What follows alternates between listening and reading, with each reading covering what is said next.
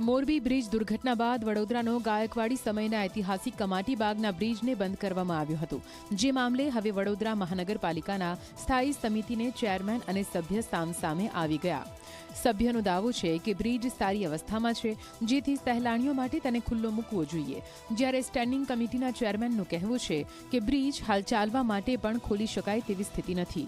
3 વર્ષથી આ બ્રિજને આઇકોનિક બનાવવાની વાતો ચાલી રહી છે, પરંતુ આ કામ ક્યારે થશે અને બ્રિજ ફરી ક્યારે ખુલ્લો મુકાશે તેની લોકો રાહ જોઈ રહ્યા છે.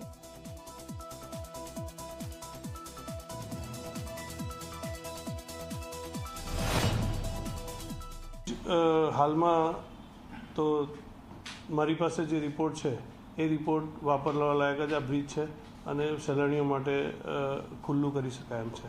પરંતુ to be on a safer side કોઈ 5 સ્ટ્રક્ચરલ એન્જિનિયરને એપોઇન્ટ કરી અને આ બ્રિજની જે સ્ટેબિલિટી છે એ ચેક કરીને આ બ્રિજ ઓપન કરી શકાય એમ છે. કોર્પોરેશનની જે માન્ય એજન્સીઓ છે અને SVNIT 2 કંપનીઓ પાસે રિપોર્ટ કઢાયા છે અને બંને કંપનીઓ અનફિટ જાહેર કર્યો છે. હજુ પણ જરૂર લાગશે તો બીજા કન્સલ્ટન્ટનું ઓપિનિયન લેવાનું.